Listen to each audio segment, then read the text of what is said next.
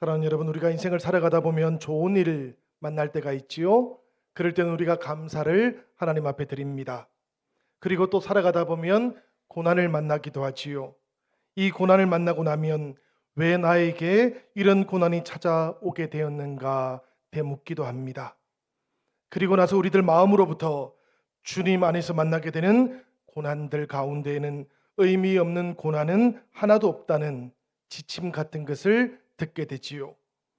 주님을 믿는 우리가 만나는 고난, 주님을 믿기 때문에 만나게 되는 우리의 모든 고난에는 주님의 뜻이 담겨져 있습니다.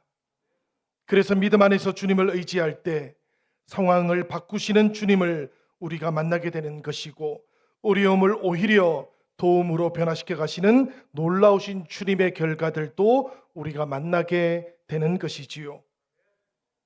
전도 여행을 떠났던 사도 바울이 누구보다도 고난을 많이 겪었습니다. 감옥에도 3번이나 갇혀야만 했어요. 빌립보 감옥에 갇혀 있게 되었을 때 매질과 신문으로 인해서 한밤중에야 깨어날 수 있었습니다. 그러나 그때부터 바울은 기도했고 찬양했지요.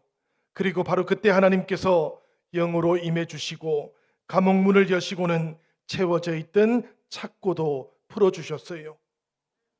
사람들은 지진처럼 그렇게 느꼈지만 일반적인 지진은 아니었습니다. 하나님의 역사하심이 그때 나타났던 것이지요. 만약이라도 지진이었다면 지하 감옥 지붕이 먼저 무너졌을 것입니다. 그러나 감옥의 기초가 흔들렸고 감옥 문이 열렸습니다. 착고가 다 풀어지는 역사만 나타났던 것이지요. 하나님께서 이 고난의 상황을 변화시키시고 계셨던 것입니다. 저 같으면 당연히 탈출을 했을 것 같아요. 그런데 바울은 그곳에서 나가지를 않았습니다. 도리어 죄수들이 도망한 줄 알고 자결하려고 했던 간수를 살려내지요. 그리고는 그와 온 가족에게 복음을 전하고 세례를 베풀었어요. 성령께서는 바울과 실라에게 찾아왔던 고난을 사용하셔서 오히려 간수와 그의 가족들을 구원해 주셨고 빌립보 교회의 뿌리를 튼튼히 세워가고 계시는 것입니다. 바울과 실라 역시 처음으로 감옥에 갇히게 되었던 상황 속에서 하나님의 뜻이 무엇인가를 묻기도 했지만 고난의 상황을 바꾸시고 예상되었던 결과를 역전시키고 계시는 성령님의 개입하심 앞에서 그들은 더 이상 감옥을 고난이라고 생각하지 않게 되었어요. 임재하고 계시는 성령님의 활동하시는 공간이라고 그렇게 받아들이게 되었던 것입니다. 우리들도 고난 앞에 서게 되면 하나님의 뜻이 무엇인지를 묻게 되고 기도하게 됩니다. 이렇게 기도하시는 모든 성도님들 속에 상황을 바꾸시고 결과를 역전시켜 주시는 성령님의 임재하심이 함께 하시기를 기원합니다. 이 하나님의 능력이 임했던 때가 말씀을 보니까 한밤중이었다 그래요. 이 한밤중이라고 하는 시간은 소망이 끊어진 때를 의미하는 겁니다. 그런데 바로 그때 하나님의 영이 임하셨고 상황이 달라졌지요. 여러분, 소망이 사라져 버리면 사람들은 모두가 다 절망을 하게 됩니다. 그러나 그때에도 하나님께서 일하고 계신다라는 것, 이것을 우리가 기억할 수 있기를 부탁드립니다. 그렇기 때문에 인간의 끝이 하나님의 시작이라는 그런 말이 나오게 되었던 것이지요. 바로 그 한밤중 소망이 다시 시작된 시간, 바울과 실라는 주님의 이름으로 세례를 베풀었고 간수는 자기 집으로 바울과 실라를 초대합니다. 음식을 대접했고 자기와 가족들이 하나님 믿게 된 것을 크게 기뻐했어요. 그렇게 그 밤이 지나가고 있었습니다. 바울과 실라는 이제 그 간수와 가족들에게 기쁘게 인사를 나누고 빌립보에서 숙소로 사용하고 있었던 루디아의 집으로 되돌아가면 되는 일이었어요. 그런데 오늘 말씀을 읽어보니까 이후의 상황은 우리의 예측하고는 다르게 흘러갑니다. 36절의 말씀 우리 다 같이 한번 읽어보도록 하시지요. 간수가 그 말대로 바울에게 말하되 상관들이 사람을 보내어 너희를 놓으라 하였으니 이제는 나가서 평안히 가라 하거늘. 이 말씀 속에 보니까 너희를 놓으라 하셨으니 라는 말씀이 나옵니다. 바울과 실라가 지금 다시 감옥 안에 있다라는 그런 뜻인 것이지요. 바울과 실라는 분명히 지난 밤에 간수의 집으로 갔습니다. 몸도 씻김을 받았습니다. 음식도 대접을 받았고 세례도 베풀었어요. 그런데 아침이 되니까 다시 감옥에 있습니다. 이것은 지난 밤에 이 간수의 집에서 감옥으로 다시 되돌아왔다라는 그런 뜻인 것이지요. 물론 간수가 다시 감옥으로 돌아가 주셔야 되겠습니다라고 이렇게 말을 했던 것은 아닙니다. 그럴 수는 없지요, 여러분. 감옥 문이 열리고 발에 착고까지 다 벗겨진 상황 속에서 탈출하지 않고 그대로 머물러 있었던 바울과 실라는 이 간수에게는 자살을 막아주었던 생명의 은인들이었기 때문입니다. 게다가 온 가족과 더불어 하나님으로부터 영원한 구원의 은혜도 입게 해주었던 영적인 은인들이기도 했던 것이지요. 그러니까 육적으로도 영적으로도 생명의 은인이었던 바울과 실라에게 간수가 감옥으로 가달라 이렇게 부탁할 수는 없었던 것입니다. 오히려 숙소였던 루디아의 집으로 가겠다라고 그렇게 말을 하면 이 간수는 결코 말리지를 않았을 것이에요. 그런데 이 바울과 실라 감옥으로 되돌아와 있는 겁니다. 어떻게 된 일이지요? 간수와 가족들이 구원을 받게 된 것을 보았을 때 바울과 실라가 하나님께서 이것 때문에 빌립보에서 고난을 겪게 하셨던 것이구나 이렇게 생각을 하고 세례를 받은 그 순간 이제 사명을 다 이루었다 이렇게 생각해 버리고 루디아의 집으로 되돌아갔다면 다음 날 간수에게는 어떤 일이 생겼겠습니까? 바울과 실라가 탈출했던 그 책임 이 간수가 다 져야 했지 않겠습니까? 그리고 또 바울과 실라도 빌립보뿐만 아니라 다른 모든 로마 도시에서도 복음을 전할 수 없는 탈옥자 신분이 될 수밖에 없었던 것이지요. 성령께서는 이런 바울의 마음을 바꾸셨던 것이지요. 다시 빌립보 감옥으로 되돌아가고자 하는 그 마음을 허락해 주셨던 것입니다. 사실 바울에게는 지병이 있었지요. 매질도 심하게 당했지요. 그러니 바울의 몸의 상태가 좋지 않았던 것이 분명합니다. 캄캄한 지하 감옥 그곳으로 되돌아가는 일은 그래서 대단히 어려운 일이었어요. 그러나 성령께서 인도하시니 바울과 실라는 기꺼이 빌립보 지하 감옥으로 되돌아옵니다. 이제는 감옥이 더 이상 고난의 자리가 아니라 은혜의 자리로 바뀌어졌기 때문이지요. 성령께서 감옥으로 다시 돌아가라 하시니 아직도 베푸실 은혜가 남아있는 것이구나 이렇게 생각을 하게 되었던 것입니다. 사랑하는 영신가족 여러분, 믿음의 길을 우리도 걸어가고 있으니 우리들도 은혜를 바라보고 은혜를 기대하며 살아가게 해달라고 기도하십시다. 고난과 은혜라는 것, 인생이라고 하는 동전의 양면과 같은 것입니다. 그래서 고난만 바라보고 살아가는 사람에게는 고난이 넘칠 수밖에 없고요. 은혜를 바라보고 살아가는 성도들에게는 은혜와 응답이 넘칠 수밖에 없는 것입니다. 제가 넘칠 수밖에 없다라고 말씀드렸던 것을 유념해 주시기를 부탁드려요. 왜 그런가 하면 하나님의 신실하심을 믿을 때 나오는 결론이 이와 같기 때문입니다. 은혜를 보게 하신 하나님, 은혜를 기대하게 하신 하나님은 우리에게 베푸실 은혜를 충만하게 가지고 계신 분이셔요. 바울 역시 빌립보 감옥으로 돌아가면서 성령께서 이 길로 인도하시는 것은 여전히 베푸실 은혜가 남아있는 것이라고, 여전히 베푸실 은혜가 바울과 실라뿐만 아니라 빌립보 교회 성도들에게도 남아있는 것이라고 그렇게 생각을 했던 것이지요. 이 생명의 은인이었던 바울과 실라 다시 감옥에 돌아가겠다 했을 때 간수의 마음도 대단히 아팠을 거예요. 그런데 그 다음날 아침 이 베푸실 은혜가 도착했던 겁니다. 집정관으로부터 바울과 실라를 석방시키라 그 명령이 도착했던 것이지요. 이 이야기를 들었던 간수의 마음이 너무나 기뻤습니다. 단숨에 달려왔어요. 그리고는 석방 소식을 전해줍니다. 이제는 나가서 평안히 가셔도 되겠습니다. 이 말씀 속 이제라는 말은 지금 당장이라는 그런 뜻이지요. 지금 당장 나오세요. 이제는 감옥에 머물지 않으셔도 됩니다. 이렇게 기쁜 소식을 전했던 것인데요. 이 이야기를 들었던 바울의 행동 어떠합니까, 여러분? 우리 37절 말씀도 같이 한번 읽어보도록 하겠습니다. 바울이 이르되 로마 사람인 우리를 죄도 정하지 아니하고 공중 앞에서 때리고 옥에 가두었다가 이제는 가만히 내보내고자 하느냐? 아니라 그들이 친히 와서 우리를 데리고 나가야 하리라 한데,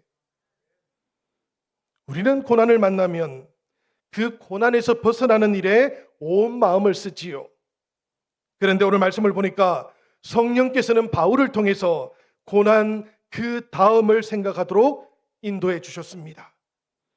바울의 마음을 차분히 유지시켜 주셨던 성령께서는 로마 사람인 우리를 재판도 없이 이렇게 함부로 때리고 고문하고 투옥시켰다가 이제는 가만히, 이제는 이유도 없이 사사로이 석방시키려고 하는데 이것은 부당한 일이라고 그렇게 지적하도록 하셨던 것이지요.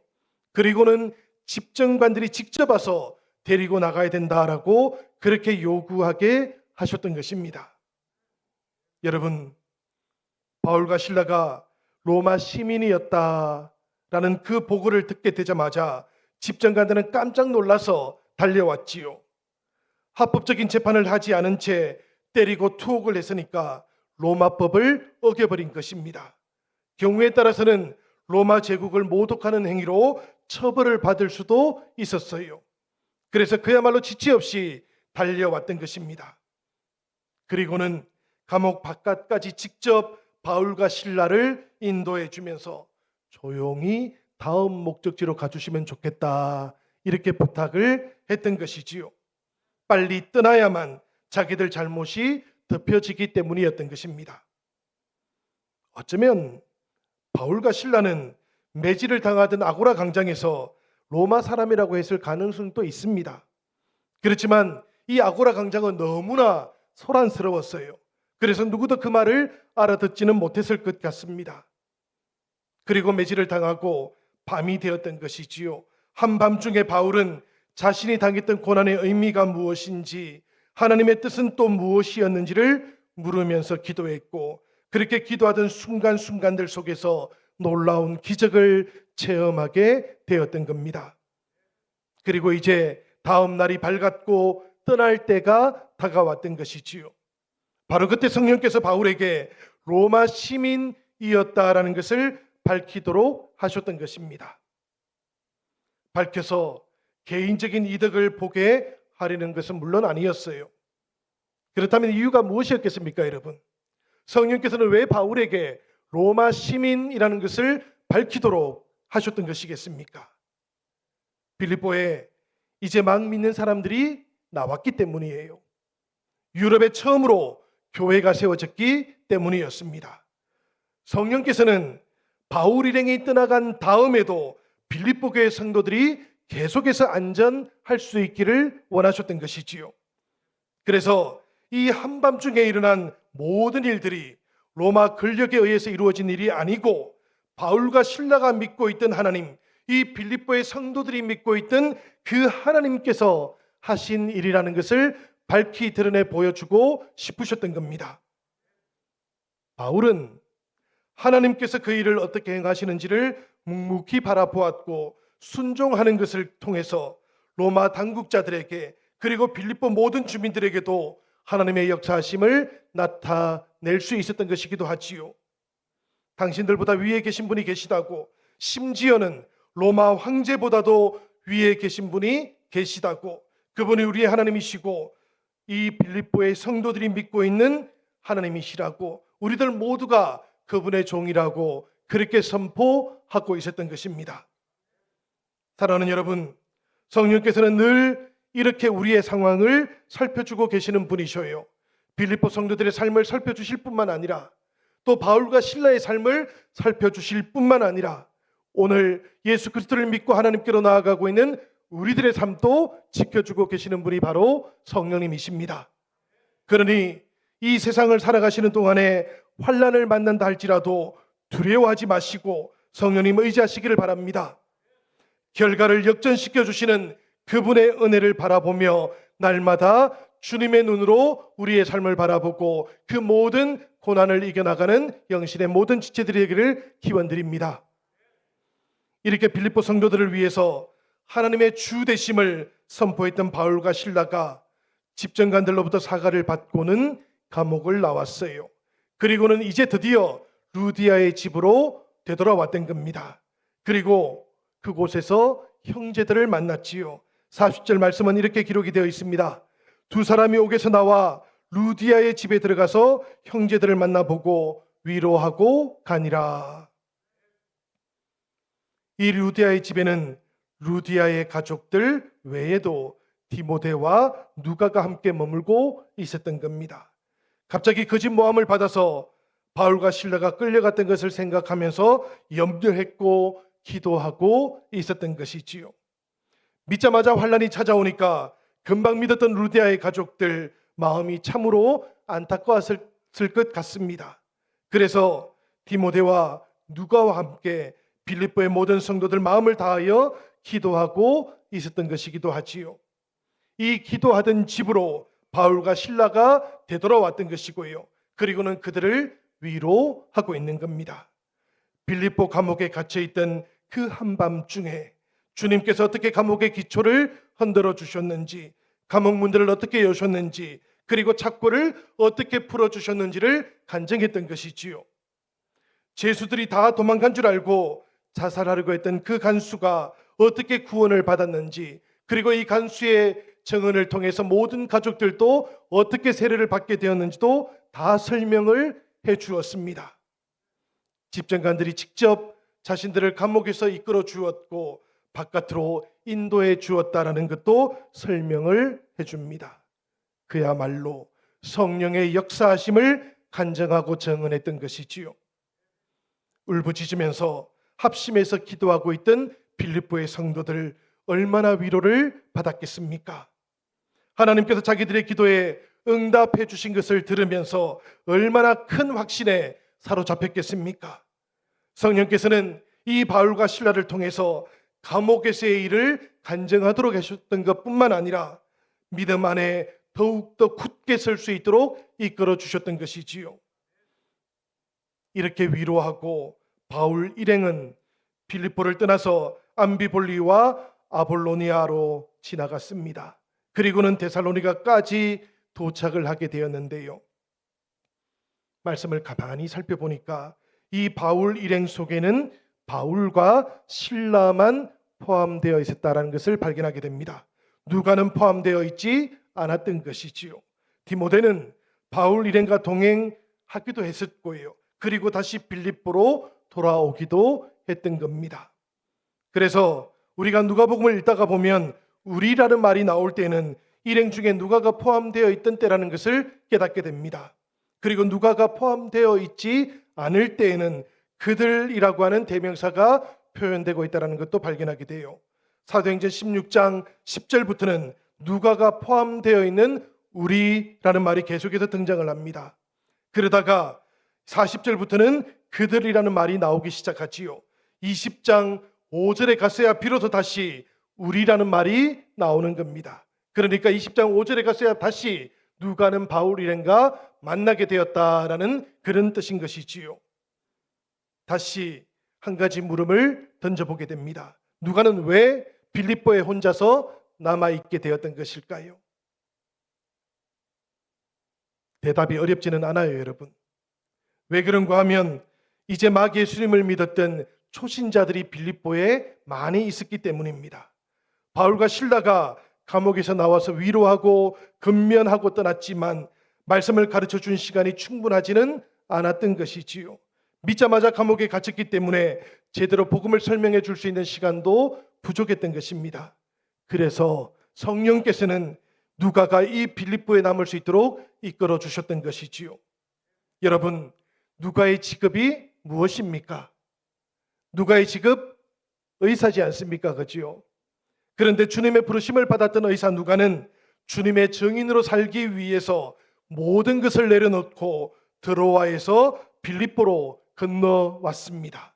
그리고 성령께서 이 빌립보 성도들을 맡겨주셨을 때 누가는 왜 하필 접니까? 라고 불평하는 대신에 주님, 부족하지만 저라도 사용하시기를 원합니다 라고 그렇게 고백했던 것이지요.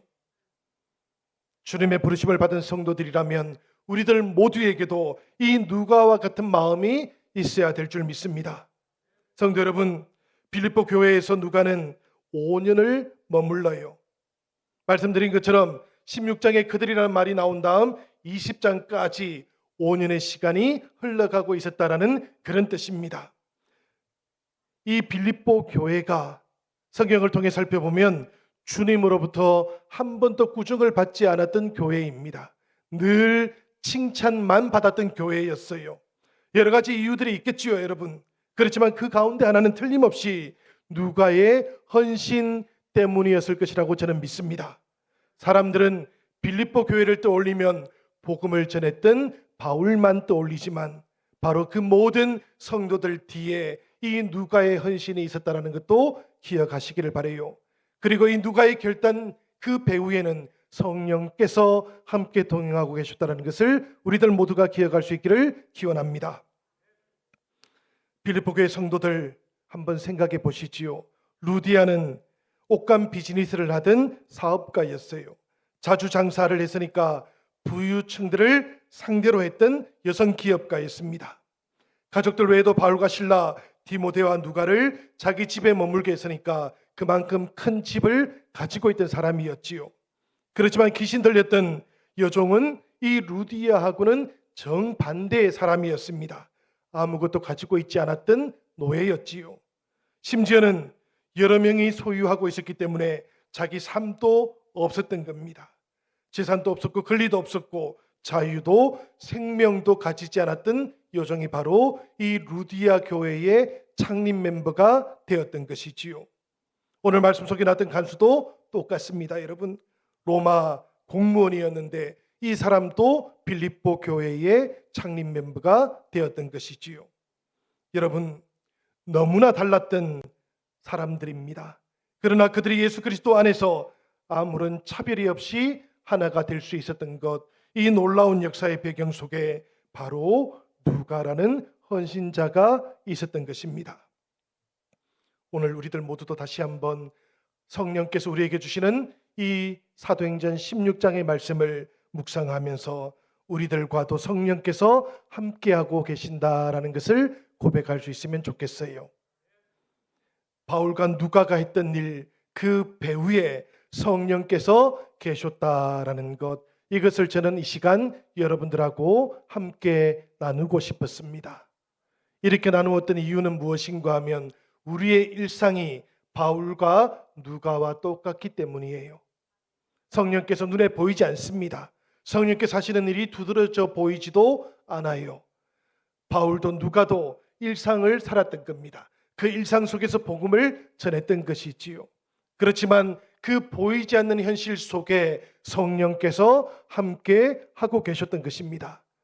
우리들의 모든 일상 속에도 눈으로 보이지 않는 성령께서 늘 우리와 함께하고 계신다는 것을 우리들 모두가 기억할 수 있으면 좋겠습니다. 우리들이 섬기는 모든 자리들이 있습니다. 우리가 부름받은 모든 자리들이 있습니다. 그 모든 자리들마다 성령께서 우리를 만나주시고 우리의 길을 인도해주고 계시는 것이지요. 사랑하는 여러분, 오늘 이 시간에 다시 한번 성령께서 우리를 지키시고 동행하시며 우리의 상황을 바꾸어 주시고 결과를 역전시켜 주고 계시다라는 것을 기억하시면서 다시 우리들도 빌립보 교회 성도들처럼 믿음을 새롭게 결단하시고 또 성령님과 함께 우리가 부름받은 땅으로 나아갈 수 있기를 기원합니다. 우리들 모두를 통해 성령께서 하나님 나라의 아름다운 역사를 이루어 주실 것입니다. 이 시간 우리에게 주시는 이 말씀을 마음에 새기며 함께 기도하기 원합니다.